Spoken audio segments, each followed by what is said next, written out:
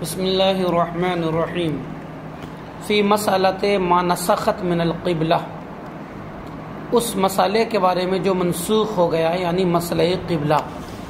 اللہ تعالیٰ کا یہ ارشاد ہے وَلِلَّهِ الْمَشْرِقُ وَالْمَغْرِبُ فَأَيْنَمَا تُوَلُّوا فَثَمَّ وَجْهُ اللَّهِ إِنَّ اللَّهَ وَاسِعٌ عَلِيمٌ، اور اللہ ہی کے لیے مشرق و مغرب ہے، تو جس طرف تم رخ کو پھیرو اللہ کی رضا موجود ہے، اللہ کی ذات وہاں موجود ہے، بے شک اللہ تعالیٰ وسعت والا ہے، علم والا ہے۔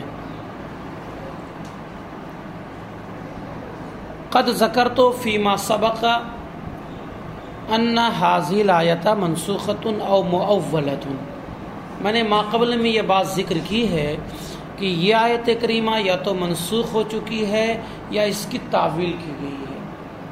یا تو منسوخ ہو چکی ہے کہ پہلے تھا کہ جدھر بھی رخ پھیرو تمہاری نماز ہو جائے گی،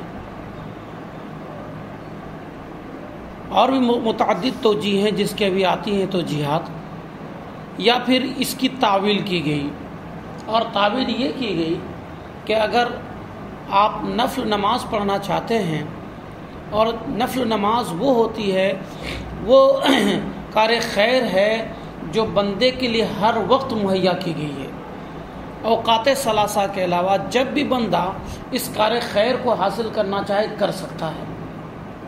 اب ایک بندہ ہے کہ اپنی سواری پر بیٹھ کر، اپنے گھوڑے کھچر گدھے پر بیٹھ کر کھیت کھلیان کی دیکھ بھال کے لیے جا رہا ہے، اور وہ چاہتا ہے کہ اس کار خیر کو ہم حاصل کرتے چلے جائیں، سواری ہی پر ہم نماز نفل پڑھیں اور ثواب حاصل کریں۔ اب اگر قبلہ رخ ہونے کو ضروری قرار دیا جائے تو پھر یہ کار خیر تو حاصل ہو جائے گا، لیکن اس کا دوسرا مقصد فوت ہو جائے گا۔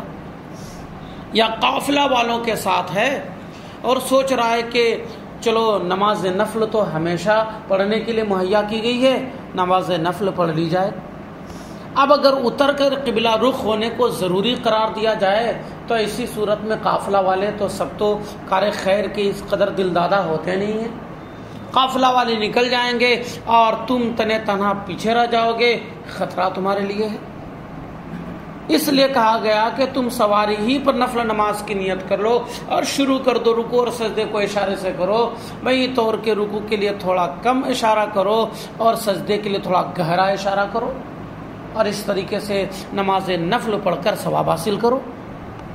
اب تمہاری سواری کا رخ جدھر بھی جا رہا ہو، تم تو اللہ کی رضا جوئی کے لیے یہ کام کرنا چاہتے ہو، اللہ کی رضا ہر حال میں موجود ہے۔ اگر یہ تعویل کر لیں گے تو آیت کو منسوخ ماننے کی کوئی ضرورت نہیں ہے، اور اگر بلا تعویل کے آیت کو اپنے اصلی مفہوم پر رکھیں گے تب کہنا پڑے گا کہ آیت کریمہ وہ ہے جو منسوخ ہو چکی ہے، اس کا حکم منسوخ ہو چکا ہے۔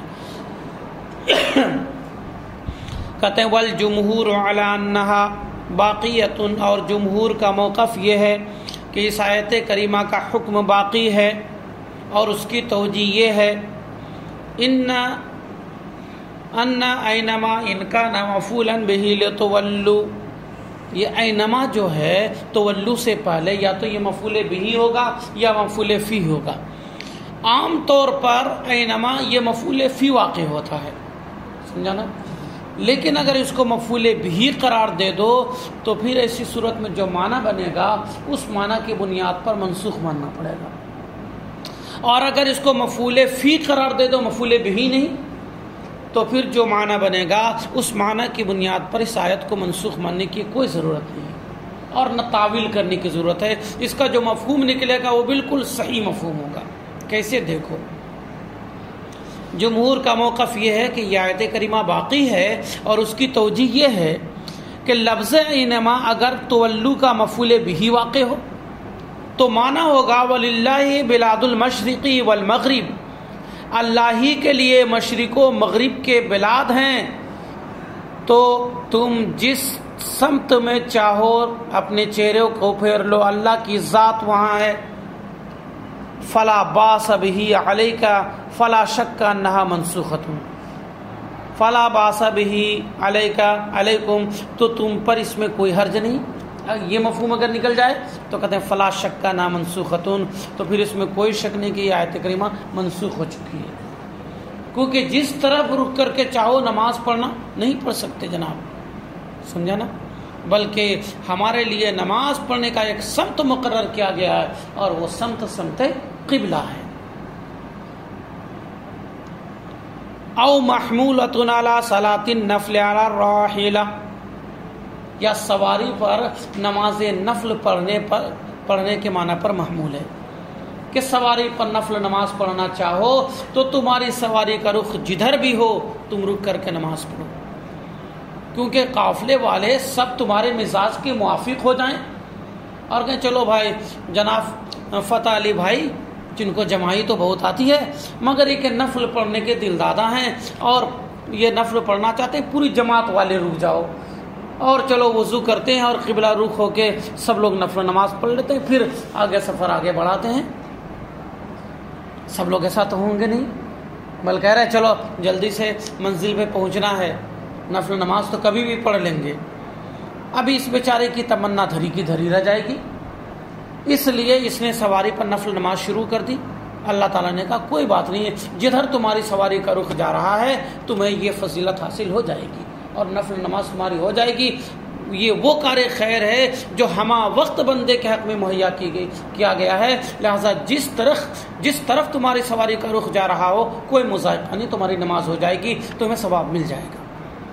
لیکن فرض نماز کی جہاں تک بات ہے تو فرض نماز کی ضرورت تو جس طریقے سے فتح علی کو ہے، اشرف وارثی اور فردوس امام صاحب کو بھی ہے، فرض نماز کی ضرورت تو سب کو ہے۔ اب فرض نماز کے وقت تو اترنا ہی پڑے گا، اس لیے وہاں پر ضرورت نہیں ہے فرض نماز کے لیے اتریے، چونکہ یہ وہ فرض ہے، یہ وہ عبادت ہے جس کی ضرورت سب کو ہے، اتر کر قبلہ رک کر کے نماز پڑھیے۔ وہاں پر آپ کو یہ فیسلٹی نہیں ملے گی کہ فرض نماز بھی آپ چاہو تو سواری پہ پڑھ لو، بلکہ فرض نماز کی ضرورت چونکہ سب کو ہے، پورے قافلہ والے اتریں، وضو کریں، سمت قبلہ کھڑے ہو جائیں اور نماز پڑھیں۔ لیکن نفل کی ضرورت سب کو نہیں ہے، کوئی نفل کا دل دادا ہوتا ہے اور کوئی نہیں ہوتا ہے، اس لیے اس کو یہ اجازت دی گئی ہے کہ تم سواری پر سوار ہو اور تمہاری سواری کا رخ جدھر بھی جا رہا ہو تم نماز پڑھو گے، تمہاری نفل نماز ہو جائے گی۔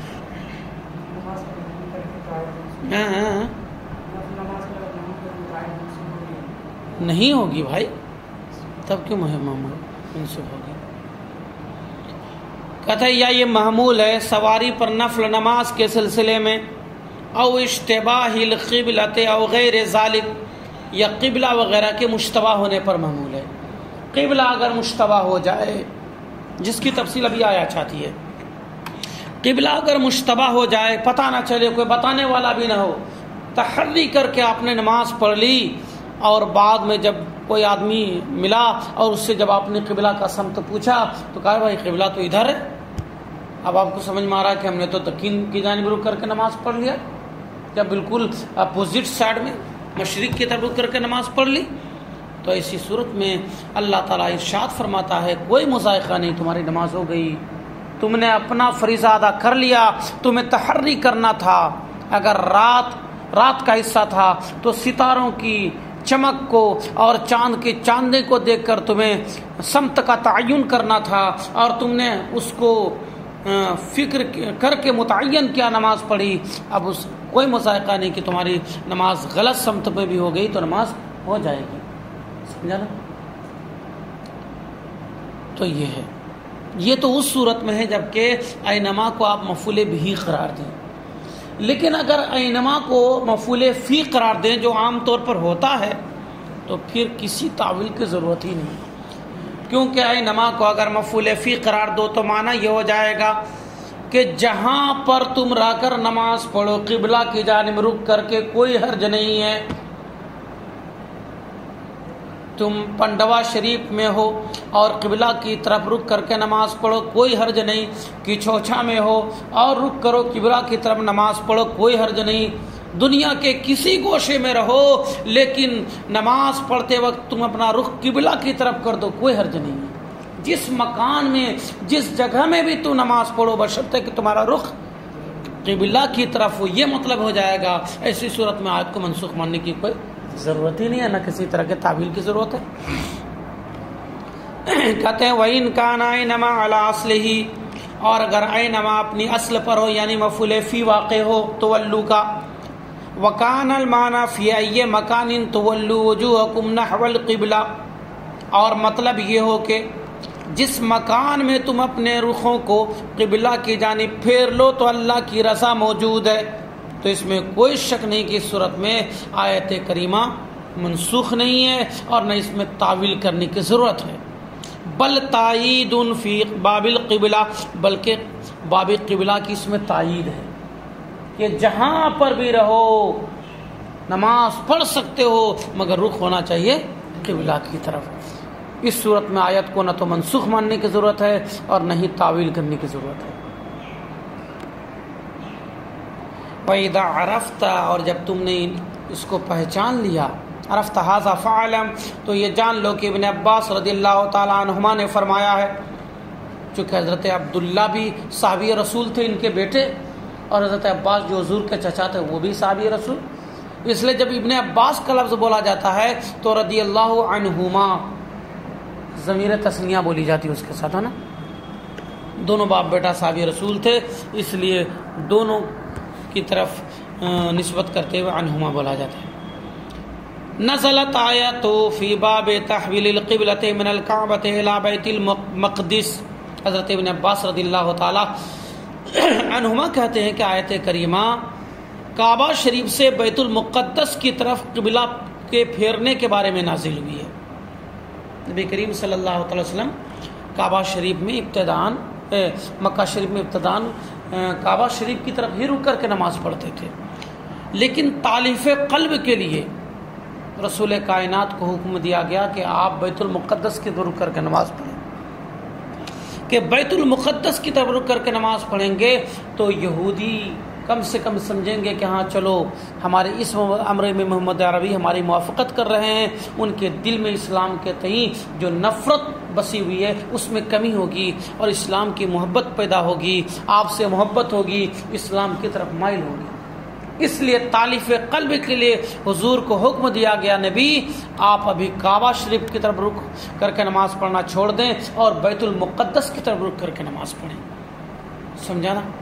پھر یہ کفار تانا زنی کرنے لگے، یہ کفار کرنے لگے یہ دیکھو محمد کہتے ہیں کہ نبی ہیں اور نبی پر ان کا معاملہ مشتبہ ہو گیا ہے، یہ حیران ہیں کہ کدھر رک کر کے نماز پڑھیں، کبھی کعبہ تو کبھی بیت المقدس۔ اللہ تبارک و تعالیٰ کو ان کی اطان و تشنیع بھی معلوم تھی، اس لیے فولی وجہ کا شطر المسجد الحرام والی آیت کریمہ نازل کر کے پھر 16 یا 17 مہینہ تقریباً جب بیت المقدس کے رک کر کے نماز پڑھ لی حضور نے تو پھر اس بیت المقدس کے قبلہ ہونے کو بھی منسوخ کر دیا گیا اور ہمیشہ کے لیے کعبہ شریف کو قبلہ بنا دیا گیا۔ تب یہ آیت کریمہ نازل ہوئی تھی جب حیران و پریشان کی بات کر رہے تھے کہ دیکھو محمد عربی خود اپنے میٹر پہ حیران ہیں کہ کعبہ شریف کی طرف رک کر کے کبھی نماز پڑھتے ہیں کبھی بیت المقدس کی طرف۔ تب یہ آیت کریمہ نازل ہوئی اور کہا گیا کہ جدھر بھی رک کر کے نماز پڑھے، کوئی ضروری نہیں ہے کہ کعبہ کی طرف رک کر کے ہی نماز پڑھے، بلکہ اللہ تعالیٰ جو سمت مقرر کر دے اللہ تعالیٰ کی رضا وہاں موجود ہے، اس طرف رک کر کے نماز پڑھنے سے نماز ہو جائے گی۔ جب تو نے یہ پہچان لیا تو جان لو کہ حضرت ابن عباس رضی اللہ تعالی عنہما نے فرمایا کہ آیت کریمہ بیت اللہ شریف سے بیت المقدس کی طرف قبلہ کی تبدیلی کے بارے میں نازل ہوئی ہے، بیں طور کہ نبی کریم صلی اللہ علیہ وسلم مکہ میں کعبہ شریف کی طرف رک کر کے نماز پڑھا کرتے تھے، ثم امر بالتوجہ الی بیت المقدس، پھر نبی کائنات صلی اللہ علیہ وسلم کو بیت المقدس کی طرف رک کر کے نماز پڑھنے کا حکم دیا گیا۔ فَهُنَاكَ طَعَنَ الْكُفَّارُ، تو اس وقت کفار نے تانا زنی شروع کر دی، یہ دیکھو محمد عربی اپنے ہی میٹر پر حیران و پریشان ہیں، کبھی کعبہ تو کبھی بیت المقدس کی طرف رک کر کے نماز پڑھتے ہیں۔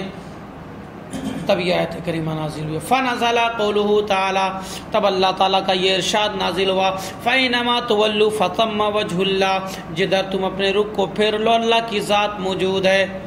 یعنی قبلہ ہونا کعبہ شریف کے ساتھ مختص نہیں ہے، بلکہ بل الی حیث توجہتم فثم وجہ اللہ، بلکہ جس طرف تم رخ کر لو اللہ کی ذات وہاں ہے. ثم نسخ بالکعبۃ لقوله تعالی فولی وجهک شطر المسجد الحرام، پھر کعبہ شریف سے بیت المقدس کی قبلیت منسوخ ہو گئی اس ارشاد باری تعالیٰ کے نزول کے بعد. اے محبوب اپنے رخ انور کو مسجد حرام کی طرف پھیر لیجئے. کہتے ہیں کہ فَإِنَّمَا تُوَلُّوا والی آیت کریمہ قرآن کی سب سے پہلی وہ آیت کریمہ ہے جو منسوخ ہوئی ہے. آیات منسوخہ میں اگر آپ سے سوال کرے کہ آیات منسوخہ میں سب سے پہلے کون سی آیت ہے جو منسوخ ہوئی ہے، جس کا حکم منسوخ ہوا ہے، تو کہنا پڑے گا فَإِنَّمَا تُوَلُّوا والی آیت کریمہ قرآن کی یہ وہ آیت ہے جو سب سے پہلے منسوخ ہوئی ہے. سمجھا نا؟ کہتے ہیں وَهَذَا أَوَّلُ آیَةٍ نُسِخَتْ فِي الْقُرْآنِ، قرآن کریم کی یہ وہ آیت سب سے پہلی آیت ہے جو قرآن کریم کی منسوخ ہوئی ہے. اس کا ذکر امام زاہد نے کیا ہے، اور علامہ جلال الدین سیوطی رحمۃ اللہ تعالی علیہ کی طبیعت بھی اسی کی طرف مائل ہے، اور قاضی بیضاوی نے بھی اسی کی طرف اشارہ کیا ہے. بئی طور کے قاضی بیضاوی نے تفسیر بیضاوی میں یہ الفاظ کہے ہیں، ہوا توطیۃ لنسخ القبلۃ، یہ قبلہ کے منسوخ ہونے کی تمہید ہے، وتنزیہ للمعبود، اور معبود کے لیے پاکی ہے ایسا ہونے سے، اس طریقے سے کسی مکان یا کسی سمت میں ہونے سے پاکی ہے معبود کے لیے. جو معبود ہوگا کسی مکان کے ساتھ محدود نہیں ہوگا، جو معبود ہوگا کسی سمت کے ساتھ مختص نہیں ہوگا. سمجھا نا؟ والجمہور علی ان المعنى للہ بلاد المشرق والمغرب، اور جمہور اس بات پر ہیں کہ معنی ہے اللہ ہی کے لیے مشرق و مغرب کے بلاد ہیں. فَإِن مُنِعْتُمْ أَن تُصَلُّوا فِي الْمَسْجِدِ، تو اے مومنو اگر تمہیں مسجد حرام میں نماز پڑھنے سے روک دیا جائے اور بیت المقدس میں نماز پڑھنے سے روک دیا جائے، ففی ای مکان صلیتم نحو القبلہ، تو جس مکان میں بھی رہ کر تم قبلہ کی طرف رخ کر کے نماز پڑھو، فسمى جہت التی امرتم بها، امرتم بنا لینا اس کو، تو وہیں پر وہ جہت ہے جس کا تمہیں حکم دیا گیا ہے. امرتم ہا کی طرح لگتا نا، اس کو کاٹ کے امرتم بنا لینا. وعن ابن عمر نزلت فی صلاة المسافر علی الراحلہ، اور ابن عمر سے ایک روایت یہ ہے کہ یہ آیت کریمہ سواری پر مسافر کے نماز کے بارے میں نازل ہوئی ہے. سمجھا نا؟ یعنی اگر مسافر حالت سفر میں ہو تو سواری پر نماز نفل پڑھ سکتا ہے. اس کا ذکر تو ہو ہی چکا. نماز فرض کے بارے میں تو کسی نے قول نہیں کیا ہے کہ سواری پر مسافر غیر قبلہ کی طرف بھی رک کر کے نماز پڑھ سکتا نہیں، نفل ہی کی بات ہے. حضرت ابن عمر سے روایت ہے کہ یہ سواری پر مسافر کی نماز کے بارے میں کہ مسافر ہو، سواری پر ہو، نفل نماز کا متمنی ہو، لیکن وہ قافلہ سے بچھڑ جانے کا خطرہ بھی محسوس کر رہا ہو، تو ایسی صورت میں وہیں پر نیت کر کے نماز شروع کر دے، چاہے سواری اس کی جس سمت میں جا رہی ہو اس کی نماز نفل ہو جائے گی. وقیل امیت القبلۃ علی قوم فصلوا الی نحاء مختلفہ، اور بعض مفسرین نے کہا ہے کہ قبلہ ایک جماعت پر مشتبہ ہو گیا، رات گھٹا ٹوپ تاریکی تھی، کسی سمت کا تعین نہیں ہو پا رہا تھا، سب نے غور و فکر کر کے نماز پڑھی. سمجھا نا؟ اور بعد میں پتہ چلا کہ غلط سمت میں نماز پڑھ لی. تو اسی صورت میں بارگاہ رسالت مآب میں آئے صحابہ کرام، اس وقت نبی کا زمانہ تھا، پوچھا تو نبی کائنات صلی اللہ علیہ وسلم نے فرمایا یہ آیت کریمہ نازل ہوئی اور کہا گیا کہ جس طرح رک کر کے نماز پڑھو نماز ہو جائے گی. سمجھا کہ نہیں؟ اور یہ مسئلہ تو آپ لوگوں نے پڑھا ہی ہوگا ہدایہ میں کہ اگر گھٹا ٹوپ تاریکی ہو اور اترے نماز پڑھنے کے لیے لیکن قبلہ مشتبہ ہے، ادھر رک کر کے نماز پڑھیں. ایک آدمی امام بنا لیکن ایسا کہ گھٹا ٹوپ اتنی تاریکی تھی کہ امام کا بھی پتہ نہیں چل رہا تھا کہ وہ کس رخ میں کھڑا ہوا. اب امام ادھر کھڑا ہوا رک کر کے کھڑا ہو گیا اور مقتدی ادھر رک کر کے کھڑا ہو گیا، ایک مقتدی ادھر ایک مقتدی ادھر، ایک کسی کو پتہ ہی نہیں ہے. اس طریقے سے نماز پڑھی تو نماز ہوگی؟ نماز ہوگی، ہو جائے گی نماز، بشرطے کہ کسی مقتدی کا دائرہ امام کے دائرے سے آگے نہ بڑھا. سمجھا نا؟ مثال کے طور پر امام صاحب نے ادھر رک کر کے نماز پڑھانا چالو کر دیا، مقتدی کو پتہ ہی نہیں کہ امام صاحب نے کدھر رک کیا، اور خاص کر کالی کالی صدری پہنے ہوئے، کالے لباس پہنے ہوئے، کالی پگڑی بھی تو کیسے پتہ چلے. اب مقتدی نے تحری کر کے ادھر رک کر دیا، ایک نے ادھر کر دیا، ایک نے ادھر کر دیا. تو جو دائرہ ہوگا امام کا، اس دائرے سے اگر مقتدی آگے نہ بڑھا ہو یعنی مسافت میں، تب اس کی نماز ہو جائے گی. سمجھا نا؟ اور اگر کوئی مقتدی آگے بڑھ گیا ہو تو امام سے مقدم ہونا ہوگا، اس کی نماز نہیں ہوگی، باقی کی ہو جائے گی. کہتے ہیں کہ بعض مفسرین نے کہا کہ قبلہ ایک جماعت پر مشتبہ ہو گیا تو سب نے مختلف سمت کی طرف رک کر کے نماز پڑھ لی. فلما اصبحوا تبینوا خطاهم، جب صبح ہوئی تو لوگوں نے اپنی غلطی بیان کی. فعذروا، تو ان کو معذور رکھا گیا. یہ امام شافعی کے خلاف حجت ہے قبلہ کی طرف پیٹ کرنے کے سلسلے میں. امام شافعی کہتے ہیں کہ رات گھٹا ٹوپ تھی، تاریکی ہی تاریکی تھی، اور تحری کر کے نماز پڑھی، تو اگر تحری کر کے نماز پڑھی اور قبلہ کی طرف اس کا رخ نہیں ہوا بلکہ قبلہ سے ادھر ہو گیا یا ادھر ہو گیا تو نماز ہو جائے گی. لیکن اگر وہ نماز ایسی پڑھی کہ قبلہ اس کی پیٹھ کی طرف ہو گیا، مثال کے طور پر ہندوستان یا پاکستان میں نماز پڑھی تو مشرق کی طرف رک کر کے نماز پڑھ لی اور اس کا پیٹھ قبلہ کی طرف ہو گیا، اس کی پیٹھ قبلہ کی طرف ہو گئی، تو اس صورت میں نماز نہیں ہوگی. باقی دو سمت جو بچتے ہیں قبلہ کے اپوزٹ کی دو سمتیں جو بچتی ہیں، ان دو سمتوں کی طرف رک کر کے نماز پڑھی تو ہو جائے گی. لیکن اگر اس نے تحری کی اور قبلہ کی طرف پیٹ کر کے نماز پڑھی تو نہیں ہوگی. لیکن جب یہ تعویل کریں گے کہ ایک جماعت پر قبلہ مشتبہ ہو گیا اور الگ الگ سمتوں میں رک کر کے نماز پڑھ لی، پھر بارگاہ رسالت مآب میں آئے، اپنا عذر بیان کی، اپنی غلطی بیان کی، سب کو معذور رکھا گیا اور یہ آیت کریمہ نازل ہوئی اور بتایا گیا کہ سب کی نماز ہو گئی، امام شافعی کے خلاف حجت ہوئی کہ نہیں؟ اس میں تو یہ تعین نہیں ہے نا کہ تم نے مشرق کی طرف رک کر کے نماز پڑھی تو نہیں ہوئی، صرف اتر و دکن کی طرف رک کر کے نماز پڑھی تب ہوئی، ایسی کوئی تفصیل ہے کیا؟ اس لیے کہتے ہیں کہ یہ آیت کریمہ اس اعتبار سے امام شافعی کے خلاف حجت ہے قبلہ کی طرف پیٹ کرنے کے معاملے میں. وقیل، اور بعض مفسرین نے کہا کہ اس کا معنی ہے فَإِنَّمَا تُوَلُّوا لِلدُّعَاءِ وَالذِّكْرِ، کہ جس طرف تم دعا و ذکر کے لیے رخ کو پھیرو، نماز مراد نہیں بلکہ دعا کے لیے تم اپنے رخ کو جدھر بھی پھیرو، کوئی مذائقہ نہیں ہے. حاضر عبارت المدارک، یہ مدارک کی عبارت ہے. اخذ ذالک من الکشاف، اور صاحب مدارک نے یہ بات جو ہے تفسیر کشاف سے لی ہے. پھر امام جاہد نے ایک دوسری توجیہ یہاں پر ذکر کی ہے، ایک دوسری توجیہ بھی ذکر کی ہے بئی طور کے. انہوں نے کہا ہے کہ بعض مفسرین نے کہا ہے کہ آیت کریمہ یعنی فَإِنَّمَا تُوَلُّوا والی آیت کریمہ نجاشی کے بارے میں نازل ہوئی ہے. نجاشی کے بارے میں تو آپ لوگ جانتے ہی ہوں گے. سب سے پہلی ہجرت جو مسلمانوں نے کی تھی کدھر؟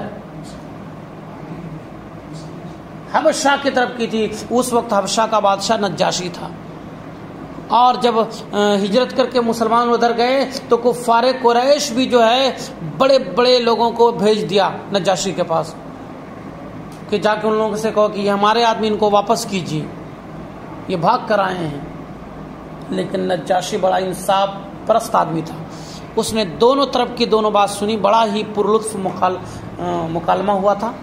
حضرت جعفر ابن عقیل نے رہنمائی کی تھی مسلمانوں کی طرف سے، اور اس پرلطف مکالمے کے بعد نجاشی نے کہا تھا کفار قریش کو تم لوگ جاؤ، ہم کسی بھی حال میں ان کو واپس نہیں کر سکتے. اور جو علامتیں صحابہ رسول نے نجاشی کے سامنے بیان کی تھی ان کو یقین ہو گیا تھا کہ جس کی بات کر رہے ہیں وہ نبی آخر الزمان. انہوں نے یہ کہا تھا کہ اگر میں پہنچ پاتا تو محمد عربی کے پاؤں دھل کر پیتا، اور ایمان لے آئے تھے. جب نجاشی کا انتقال ہو گیا تو ان کی نماز جنازہ پڑھنے کا حکم دیا گیا. نبی کائنات پر وہی اتری اور اس طریقے سے نبی کائنات نے صحابہ اکرام کو حکم دیا کہ نجاشی کی نماز جنازہ غائبانہ پڑھو. صحابہ نے عرض کیا یا رسول اللہ اس کی نعش تو یہاں موجود بھی نہیں، دوسری بات یہ کہ وہ اہل اسلام میں سے نہیں ہے، وہ ایمان لایا ہی نہیں، تو اس کی طرف اس کی نماز جنازہ ہم کیوں پڑھیں؟ انہوں نے ہماری قبلہ کی طرف رک کر کے نماز پڑھی ہی نہیں. تب یہ آیت کریمہ نازل ہوئی، یہ کہا گیا ارے تمہارے قبلہ کی طرف رک کر کے نماز نہیں پڑھی، بیت المقدس کی طرف رک کر کے تو اس نے نماز پڑھی ہے. یہ کوئی مذائقے کی بات نہیں کہ تمہارے ہی قبلہ کی طرف رک کر کے نماز پڑھے تبھی مسلمان ہوگا. وہ مسلمان ہے، اس کی نماز جنازہ پڑھو. تب مسلمانوں نے غائبانہ نماز جنازہ پڑھی. کہتے ہیں بعض مفسرین نے کہا کہ آیت کریمہ نجاشی کے بارے میں نازل ہوئی جب کہ وہ مسلمان ہو گیا تھا اور مدینہ کی طرف روانہ ہوا تھا، راستے میں مر گیا. جبریل علیہ السلام آئے، یعنی نبی کائنات صلی اللہ علیہ وسلم کے پاس آئے کہ نجاشی کی نماز جنازہ پڑھیں حضور. نبی کریم صلی اللہ علیہ وسلم نے صحابہ اکرام سے کہا کہ اپنے ساتھی کی نماز جنازہ پڑھو. صحابہ اکرام نے عرض کیا کہ کیسے ہم ان کی نماز جنازہ پڑھیں جبکہ انہوں نے ہمارے قبلہ کی طرف رک کر کے نماز ہی نہیں پڑھی ہے. تب آیت اللہ تبارک و تعالیٰ نے آیت کریمہ نازل کی، یعنی حیث ما صلی لا جناح علیہ، یعنی یہ کہ حیث ما صلی لا جناح علیہ کے بہی طور کے اس نے نماز نہیں پڑھی تو اس پر کوئی گناہ نہیں ہے. لأن الشرع لا يلزمه الا بالسماع، کیونکہ شریعت کے احکام پر عمل کرنا لازم اس وقت ہوتا جب وہ شریعت کے احکام کو سنتا. ولم يسمع، اور انہیں سنا ہی نہیں. اگر شریعت محمدی پہنچتی ان کے پاس اور اس کے بعد وہ انکار کرتے نہ مانتے تب نہ بات ہوتی. شریعت محمدی ان تک پہنچی ہی نہیں. ثم الوجہ اما بمعنی الجہت او القبلۃ او الرداء، یہ جو ہے نا فسمى وجہ اللہ کا جو لفظ ہے، کہتے ہیں یہاں پر وجہ کا جو لفظ آیا ہے یہ وجہ یا تو جہت کے معنی میں ہے یا قبلہ کے معنی میں یا رضا کے معنی میں ہے. جہت کے معنی میں تو مطلب یہ ہوگا کہ جدھر بھی تم رک کر لو اللہ کی جہت ہے. قبلہ کے معنی میں تو جدھر بھی رک کر لو قبلہ ہے. اگر رضا کے معنی میں تو یہ ہوگا کہ جدھر بھی رک کرو اللہ کی رضا موجود ہے. یا پھر یہ کہیں گے کہ یہ آیت اور اس کی مثل جو بھی آیت ہے جیسے ید اللہ کا ہاتھ متشابہات میں سے ہیں کہ جس کا معنی جو لفظ کا معنی ظاہر ہو رہا ہے وہ مراد نہیں ہے اور جو مراد ہے وہ معنی سے ظاہر نہیں ہے. لا نعلم کیفیتہ، اس کی کیفیت کو ہم نہیں جانتے ہیں. ونؤمن باصلہ، اور اس کے اصل پر ہم ایمان رکھتے ہیں. اور جو واسع علیم کا لفظ آیا ہے واسع کا معنی بتاتے ہیں. واسع کا معنی ہوتا ہے جواد، سخی اور بے نیاز کے. ھذا حاصل ما فیہ، یہ اس کا خلاصہ ہے جو اس آیت کریمہ میں ہے.